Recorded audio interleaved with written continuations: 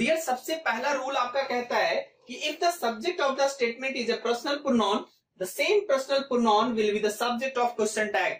यानी कहने का मतलब हुआ कि अगर क्वेश्चन सेंटेंस का सब्जेक्ट अगर पर्सनल प्रोनाउन है, जैसे I, we, you, they, he, she और इट, अगर ये सारे आपके स्टेटमेंट के सब्जेक्ट हैं तो क्वेश्चन टैग का सब्जेक्ट भी वही पर्सनल प्रोनाउन होगा। क्लियर? अब आते हैं हम यहाँ पे कि she is a good girl. अब देखेंगे यहाँ पे शी है और ये हमारा पर्सनल प्रोनाउन है, तो इज के साथ चूंकि सेंटेंस हमारा पॉजिटिव है तो इसके साथ आएगा नेगेटिव क्वेश्चन टैग। और ये जो पर्सनल प्रोनाउन है, मैंने जैसे बताया आपको कि सेम पर्सनल प्रोनाउन हमारे क्वेश्चन टैग का भी सब्जेक्ट होगा, तो शी को हम यहाँ पे लिख देंगे, कोई दिक्कत नहीं होना चाहिए। यू आर इंटेलिजेंट कैसे लिखेंगे मैं बता चुका हूं आपको कि यहाँ पे कॉमा करते हैं, जो फुल स्टॉप होता है उसे हम कॉमा में चेंज करते हैं और देन हम लोग अनामोलस फिनिट का इस्तेमाल करते हैं।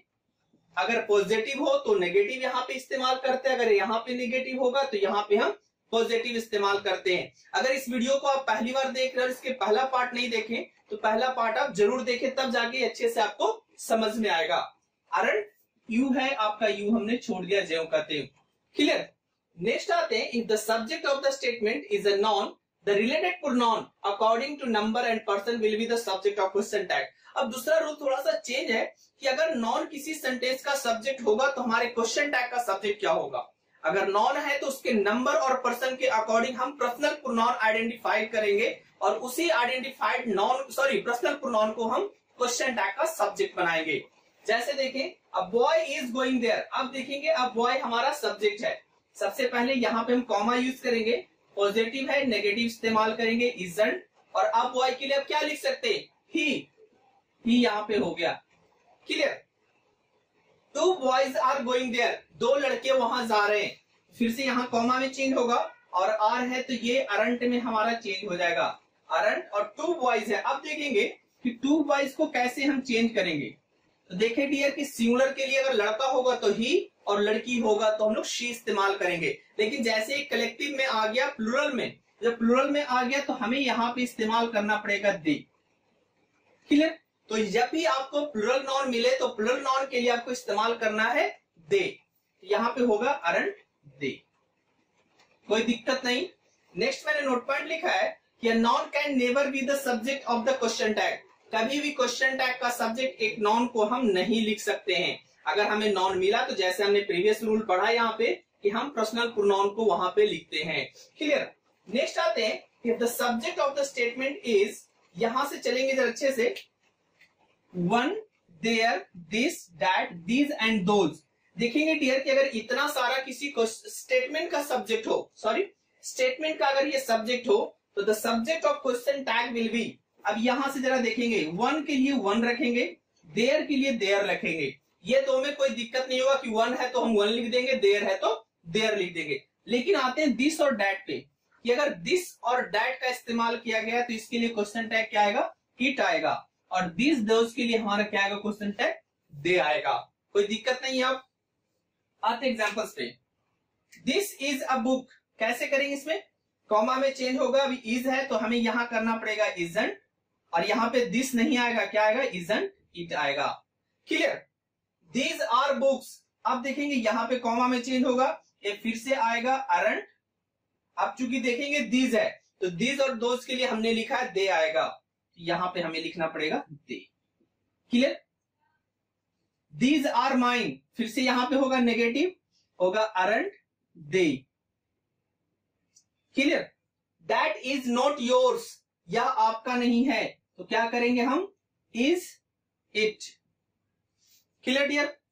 One should do one's duty, आप देखेंगे कि सब्जेक्ट जब हमारा वन होगा तो क्वेश्चन टैग का सब्जेक्ट भी हमें वन ही लिखना पड़ेगा, तो इसका होगा शुडंट वन। क्लियर?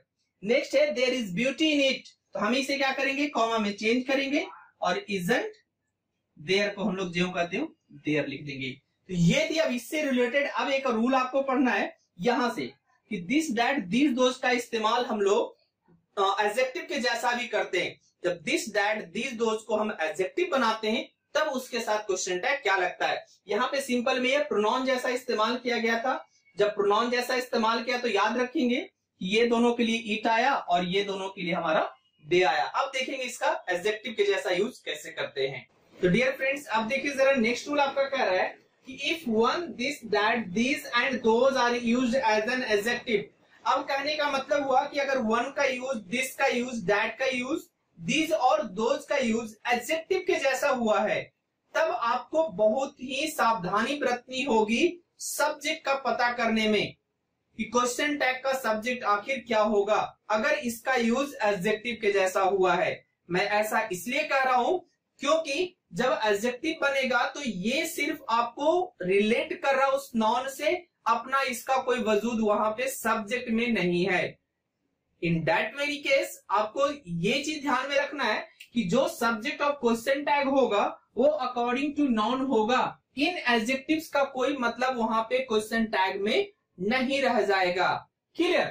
जैसे अब देखें, one girl can do this work.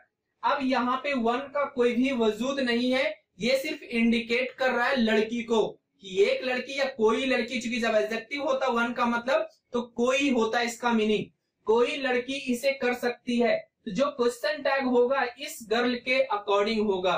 तो जैसे ये सेंटेंस पॉजिटिव है तो इसका नेगेटिव होगा हमारा एनामोलस फिनिट का, और गर्ल के अकॉर्डिंग हमारे पास जो पर्सनल प्रोनाउन आएगा वो होगा शी। Can, she. यहाँ पे वन का इस्तेमाल आप क्वेश्चन टैग में गलती से भी नहीं करेंगे। Those pens are mine. आप देखेंगे जब दोज पेन्स आर माइन आ गया तो इसका कोई भी वजूद नहीं है, यहाँ पे हमारा सब्जेक्ट पेन्स है, तो यहाँ पे होगा अर्न दे। अब जो कि पेन्स के लिए आप क्या लाएंगे, दे लाएंगे। Clear? This boy went there yesterday. यह लड़का कल वहां गया था। तब यहाँ दिस का कोई वजूद नहीं, यहाँ पे वाई के अकॉर्डिंग हमारा होगा डिडंट ही। क्लियर दिया? कोई भी दिक्कत नहीं। अगर कोई प्रॉब्लम हो तो आप कमेंट करके हमसे जरूर पूछें। और यहाँ पे एक और चीज मैं बता दूं कि अगर दीज और दोज की बात करते हैं तो जब ये नॉर्मल प्रोनाउन जैसा भी इस्तेमाल हो रहा था तो इसके साथ दे आपका क्वेश्चन टैग का सब्जेक्ट बन रहा था। तो ज्यादा दीज दोज में आई थिंक दिक्कत नहीं होना चाहिए, क्योंकि नॉन भी इसके साथ हमारा प्लूरल आएगा तो प्लूरल के साथ हम लोग दे का इस्तेमाल करेंगे। Clear? That woman has no mercy. अब इसका क्वेश्चन टैग कैसे लगाएंगे हम देखेंगे। सेंटेंस हमारा निगेटिव है, थोड़ा ये चीज ध्यान रखेंगे। मैंने जो पहला वीडियो बनाया वो वीडियो आप जरूर देखें। इस वीडियो को देखने के पहले एक रिक्वेस्ट करूंगा आपसे। तो हैज है तो यहाँ पे हैज ही रह जाएगा, और वुमेन है तो इसके लिए क्या आ जाएगा, शी आ जाएगा। क्लियर?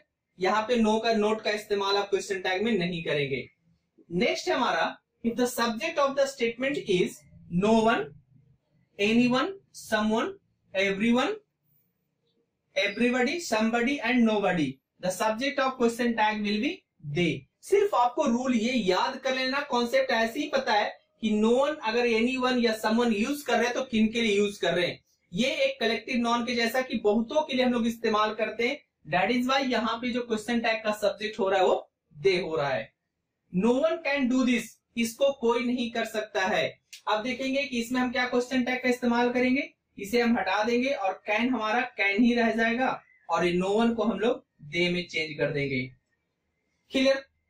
एवरीबडी लव्स हर, सब लोग उसे प्यार करते हैं। तो डियर जब मेन वर्ब का इस्तेमाल हो या प्लूरल हेल्पिंग वर्ब का इस्तेमाल हो इन सब के साथ, तो थोड़ा ध्यान रखेंगे कि नॉर्मली जब ये सब्जेक्ट बनता है तो इनके साथ सिंगुलर वर्ब का इस्तेमाल करते हैं, लेकिन जब हम आते हैं इसके क्वेश्चन टैग लगाने में, चलिए इसे थोड़ा मैं इरेज कर दूं आपको अच्छे समझाने के लिए।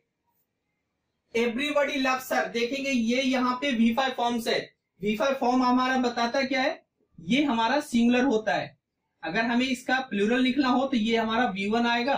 जैसे यहाँ पे लव्स, सॉरी अगर लव्स को हम लेके चले तो ये लव्स है और यहाँ पे ये लव होगा। क्लियर? तो V5 हमारा सिंगुलर होता है और V1 हमारा प्लूरल होता है। क्लियर? ये चीज याद रखेंगे। अब देखिए कि एवरीबडी जब सब्जेक्ट होता है तो हमारा V5 आता है। इन सब के साथ हम लोग सिंगुलर वर्ब का इस्तेमाल करते हैं। अब क्वेश्चन टैग लगाए, अब यहाँ पे हमें लिखना पड़ेगा। मैंने आपको बताया था कि जब हेल्पिंग वर्ब, किसी सेंटेंस में कोई हेल्पिंग वर्ब आपको नजर नहीं आए तो उसका जो क्वेश्चन टैग में सब्जेक्ट का इस्तेमाल करेंगे और उसके पहले जो हेल्पिंग वर्ब लगाएंगे और डू, डज या डिड होगा टेंस के अकॉर्डिंग। डू डज हमारा प्रेजेंट इंडेफिनिट में और डिड हमारा पास्ट इंडेफिनिट टेंस में। तो देखिए कि V5 का इस्तेमाल है तो V5 को हम लोग प्रेजेंट इंडेफिनिट टेंस में करते हैं। अब यहाँ पे इसके अकॉर्डिंग पहले अगर हम बनाए तो आप आसानी से डजंट कर देंगे, क्योंकि V5 है तो V5 के साथ हम डजंट का इस्तेमाल करते हैं, इट मीन्स डज नॉट का, और इसके साथ इस्तेमाल करते हैं हम लोग डू नॉट का। क्लियर? ये रूल आपको सबको पता भी होगा कि कहाँ पे डू लगता है, कहाँ पे डज लगता है। अब डजंट, अब एवरीबॉडी के लिए हम लोग लाए दे, तो डियर ये हो जाएगा आपका गलत। अब क्यों गलत होगा जो देखे जरा, आप देखिए डजंट आपने इस सेंटेंस के अकॉर्डिंग लगा दिया, लेकिन क्या दे के साथ यहाँ पे डजंट फॉलो करता है? क्योंकि ये जो एनामोलस फिनिट होता है ये इसके अकॉर्डिंग होता है इसी सब्जेक्ट के अकॉर्डिंग है, लेकिन जब यहाँ पे हम चेंज करेंगे, यहाँ पे जो भी एनामोलस फिनिट आएगा, क्योंकि ये सब्जेक्ट है और ये वर्ब है, तो ये एग्री किससे करेगा? क्योंकि इधर वाली ये सब्जेक्ट है और ये हमारा वर्ब है, तो ये दोनों एक दूसरे से एग्री कर रहा है। अब इसी को हमें इधर लिखना था, लेकिन चूंकि सब्जेक्ट यहाँ पे एवरीबॉडी के लिए दे हो गया, तो दे के अकॉर्डिंग यहाँ पे क्या होना चाहिए था? डोंट होना चाहिए था, ना कि डजंट होना चाहिए था। तो ये चीज आप अच्छे से ध्यान में रखेंगे। चलिए देखते हैं नेक्स्ट।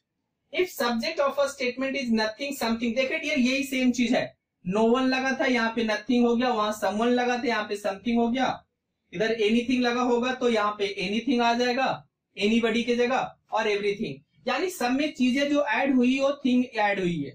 जरा गौर से देखें तो देखिए जब हम वस्तु को इस्तेमाल करते हैं तो इसके लिए क्वेश्चन टैग क्या आ गया? इट आ गया। क्लियर? एवरीथिंग इज रेडी, तो क्या करेंगे हम? इजंट और इट का इस्तेमाल कर देंगे, सेंटेंस हमारा क्वेश्चन टैग में तब्दील हो गया। Something is to be done, तो क्या होगा? Isn't it. क्लियर? तो कोई भी दिक्कत क्वेश्चन टैग में ज्यादा नहीं होता। सब्जेक्ट का पता लगाने के लिए 2-4 कंडीशंस हैं जो आपको ज्यादा कंफ्यूज शायद करते होंगे। नेक्स्ट आते हैं, आई थिंक ये लास्ट भी होगा, कि if the subject of the statement is all of us, none of us, one of us, any one of us, some of us, most of us, every one of us, either of us, neither of us, sorry either और इधर भी बोलते इसे, neither भी बोलते, तो कोई इसमें दिक्कत नहीं होना चाहिए प्रोनाउंसिएशन में, कि प्रोनाउंसिएशन इसका दोनों का सेम आप बोलते हैं कि आइदर बोले या इधर बोले, दोनों सही होता है। ठीक है? जब इस तरीके से रहेगा तो हमारे क्वेश्चन टैग का जो सब्जेक्ट बनेगा वी बनेगा। और वी क्यों बनेगा जो मैं कारण बता दूं, जरा सब में जरा फाइंड आउट करिए। अस अस अस अस, तो आई थिंक सब में हमारा क्या लगा हुआ है? यहाँ पे अस लगा हुआ है। Clear dear? तो इसके कारण ही क्वेश्चन टैग का सब्जेक्ट हमारा वी हुआ है। अब एक कंडीशन आती है कि ऑल ऑफ देम भी तो हम लोग कभी कभी बोलते हैं, नन ऑफ देम भी तो बोलते हैं यहाँ पे। इट मीन्स जहां जहां अस लगा हुआ है वहां वहां देम भी बोलते हैं, और समटाइम्स आप यू भी बोलते हैं, some of you, none of you, either of you.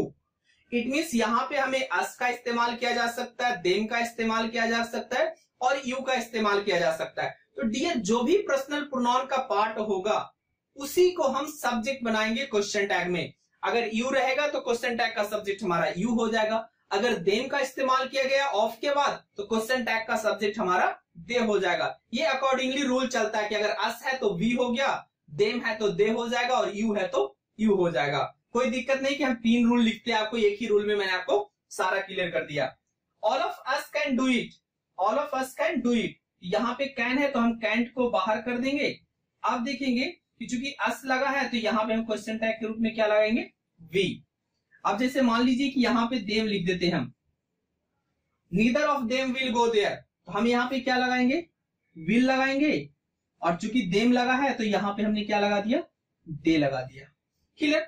अब मान ली कि यहाँ पे यू हो जाता, some of you have read it. ठीक, क्लियर? अब देखेंगे कि यू जब आएगा तो यहाँ पे क्या होगा? हैवंट आ जाएगा, और यू है तो हम यू को क्वेश्चन टैग का सब्जेक्ट कर देंगे। तो आई थिंक ये चीजें क्लियर हो गई कि अगर अस होगा तो वी हो जाएगा, देम होगा तो दे, और यू होगा तो यू ही रह जाएगा। क्लियर? तो डियर ये सारे रूल्स थे आपको जो फॉलो करने हैं सब्जेक्ट ऑफ क्वेश्चन टैग का पता करने के लिए, कि क्वेश्चन टैग का सब्जेक्ट हमें कैसे मिलेगा। आई होप ये वीडियो आपको पसंद आया होगा। इसका पहला पार्ट आप जरूर देखेंगे, देन ये वाला पार्ट देखने के बाद आपको मजा आएगा कि क्वेश्चन टैग कितना इजी है। आई होप वीडियो पसंद आया ही होगा, तो वीडियो को लाइक कीजिएगा, जितना ज्यादा मैक्सिमम हो सके लाइक कीजिए, शेयर कीजिए वीडियो को अपने व्हाट्सएप ग्रुप पे, अपने फेसबुक पेज पे, अपने फेसबुक टाइमलाइन पे भी आप शेयर कर सकते हैं, जितना से जितना ज्यादा हो सके मैक्सिमम इसे शेयर कीजिए। तो डियर, मिलते हैं हम लोग अगले वीडियो में, तब तक के लिए जय हिंद, जय भारत।